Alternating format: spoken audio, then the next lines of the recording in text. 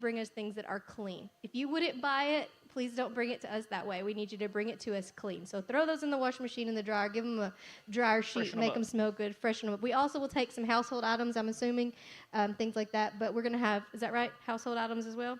Yeah, household items as well. So we'll take that. But the last day that you can bring that is July the 21st. And you need to take that to the 252 room. And let's see. See, I didn't have that much. The other thing that I needed to say was that we also use our trading post a lot, the food pantry, in the foyer, in the lobby. So if you could bring some things to donate to that, that would be awesome, because of the summer months when the kids aren't in school. I think that's it. That's all? That's I thought you had a lot of stuff to talk about today. No, all right. You were just scared. Well, good deal. All right, well, it is good to see you here today. Sit back, relax. If you need something to drink, there's plenty out front. Might be some popcorn left. Nope, popcorn is sold out. So if you missed out on that, I'm sorry. But anyway, we're going to get started today. I'm going to open us in a word of prayer, and then Cole is going to come and bring the teaching. And we just want to pause and ask God to bless our service and our time here today. So if you would pray with me. Heavenly Father, thank you again for just bringing us together in this place. It's something we all look forward to, I think, every week, to come and meet with people that of like mind and faith, and people who are on journeys that may be somewhat similar to ours, may be different from ours, but we have one thing in common, and that is that we come here to worship and praise you, and to learn about you, to love on each other, and to learn how to love you more. God, thank you for loving us. Thank you for your Son. Thank you for salvation that we have through him. God, I know that no matter what has been brought into this place today, whatever kind of baggage we have, you can take care of it. We can unload it on you, and you will carry it for us. God, I pray that you would just be pleased with everything that we do today. Help us to do all that we do for your honor and glory. And I pray for Cole as he comes to bring the teaching. I pray all these things in Jesus' name. Amen. Take my feet and let them be swift and beautiful for thee. Swift and beautiful for thee. And lead me on to your kingdom come. Surrendering that your work be done. My life I give for the glory of your Son.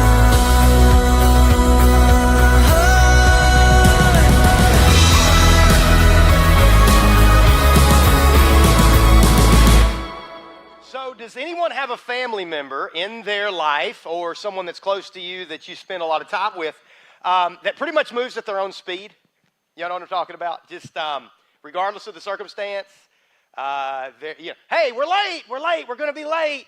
And they're like, okay, cool, good enough, that's nice. Oh, we're going to miss our flight, and they don't care. They're going to. The movie starts in 5 minutes, and they're like, it's just the previews. We're not going to miss anything except for the previews. I have two people in my life that are that way. They're very similar in that way. One is my mom. My mom is, one of the slowest human beings on the planet, and she moves at her own pace. She doesn't care what you think about her pace. She knows that it drives me absolutely crazy how slow she moves, and yet she doesn't care. That's my mom. This one's worse. Ella, my oldest.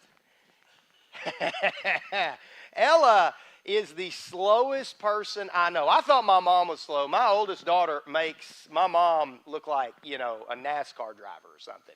The majority of my time is spent every morning trying to get this child out of the bed, brush her teeth, get ready.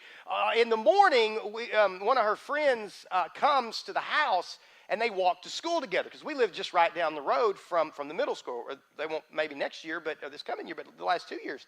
And not that often, but quite often, I just have to say, Katie, just go, just leave her. She'll get there when she gets there. At night, when it's time for her to take her shower, she'll be in there for 30 minutes. And we're like, she's in the shower. And then the water comes on.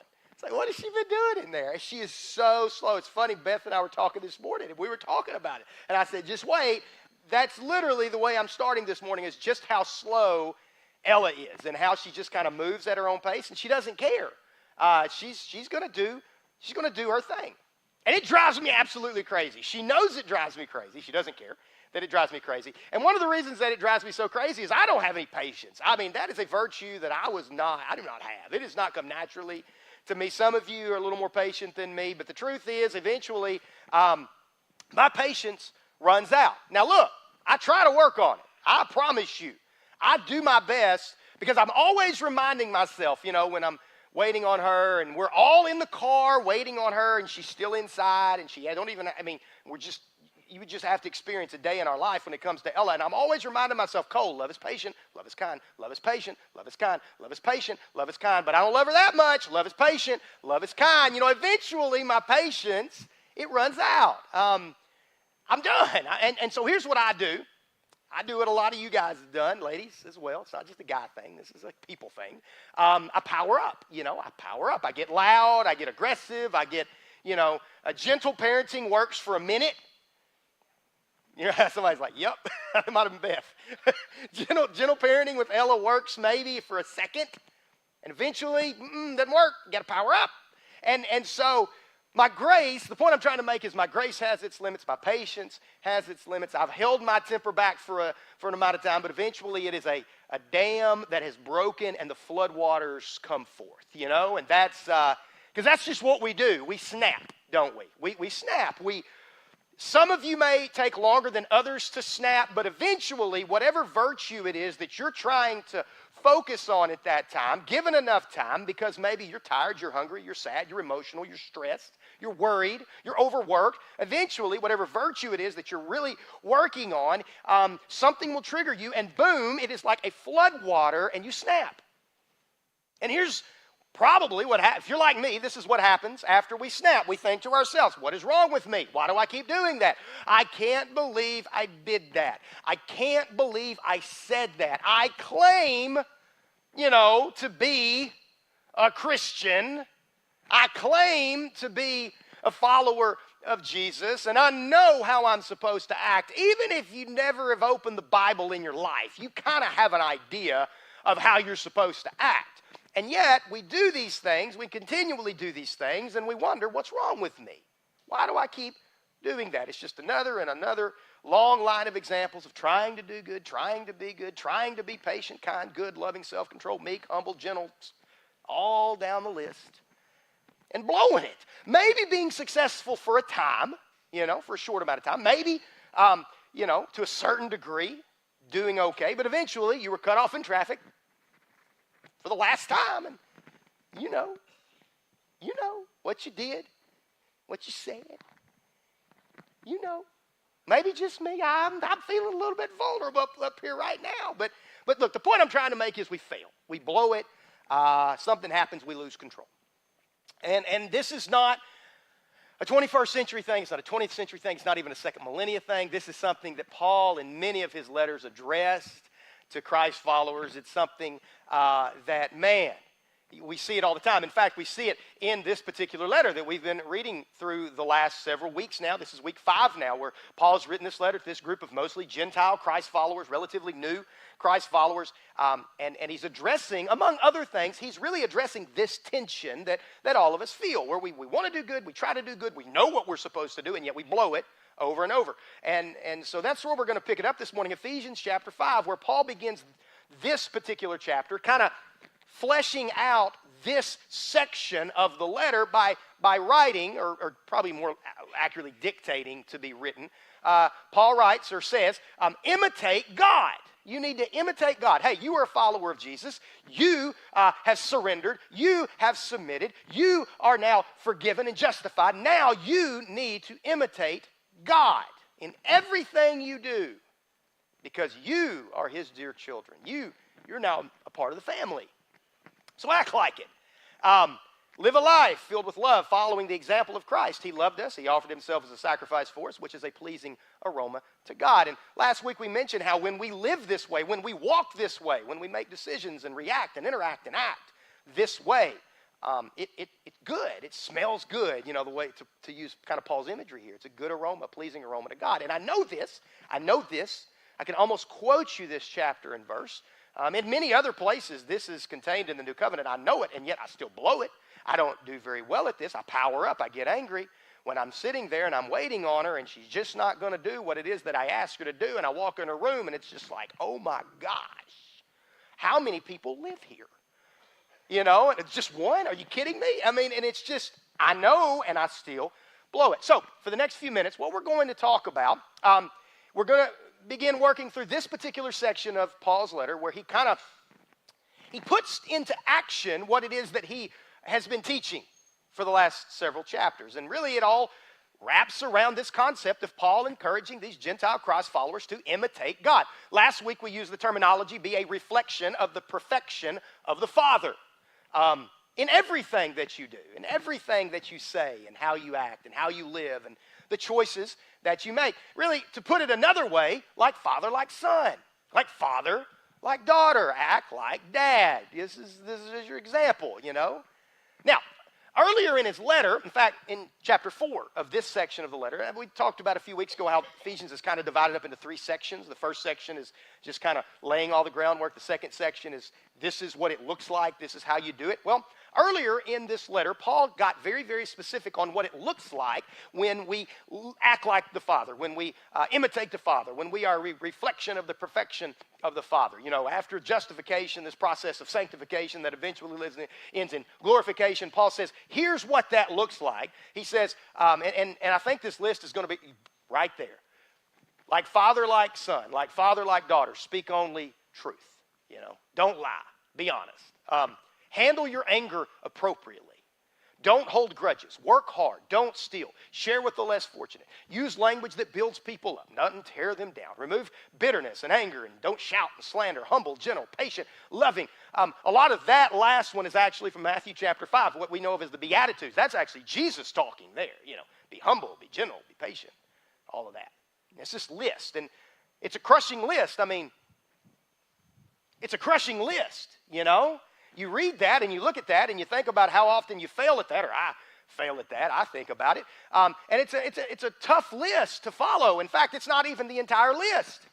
It's a good synopsis of the list, but man, you go through the New Covenant and you find so many different places where this and things like it are included. Paul writes about it in many other places. Jesus models it and teaches it. But I think we can all agree that these are the biggies. I mean, if we get this list right, probably we could say, you know, we're hitting the nail pretty square on the head. I mean, it's a pretty good list. It's the biggies anyway, you know, how to walk like a Christian, like Christ. And if you're like me, you look at the list and you kind of begin to realize it's kind of impossible. You can't really do it.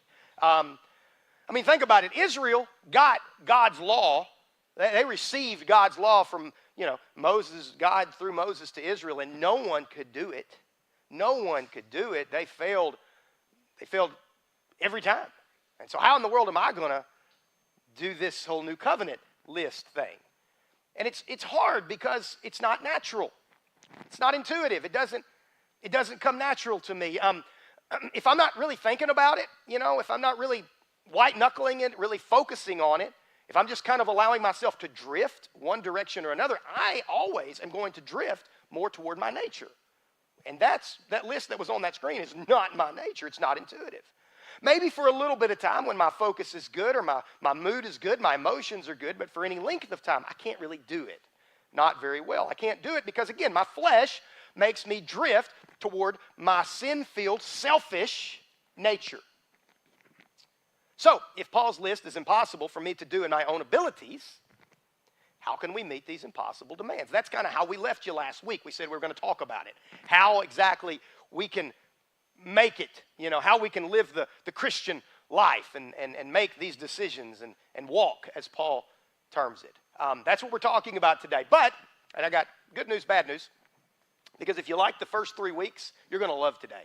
If you kind of got tuned out on the first 3 weeks, you might as well leave. Don't literally leave, please. Just that would be awkward for all of us. But really, for us to understand how it is that we can follow the list and the lists that we're given in the new covenant, we actually have to go back to the first 3 chapters, the first 3 weeks, where Paul made it very, very clear in Ephesians chapters 1 through 3 that the secret to this whole Christian life, walk, is actually through the power that is at work within us. Paul says it in Ephesians chapter 3, verse 20. Now to him who is able to do above and beyond all that we ask or think, according to the power that is at work in us, inside of us. Because the secret power, the way to make that list possible for every Christ follower is resting. Remember, we talked about resting, sitting.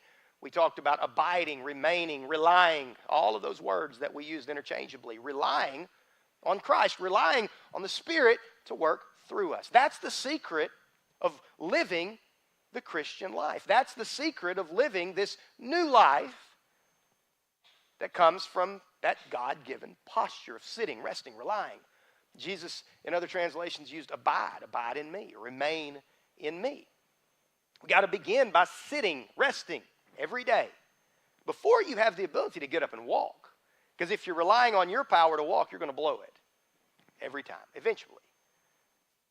So, the point is, when we're resting, remaining, relying, actually, a lot of what it is that Paul is unpacking here in Ephesians chapters 4, 5, and 6 actually is something that comes spontaneously.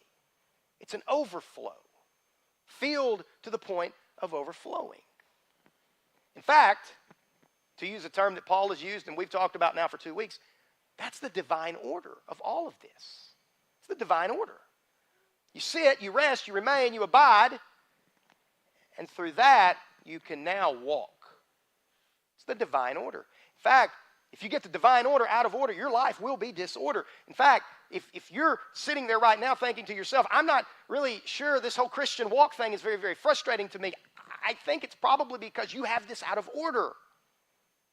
Walking, living, is just an overflow of resting. It is a non-laborious response that just happens when we rest, abide, remain in Jesus. It just happens.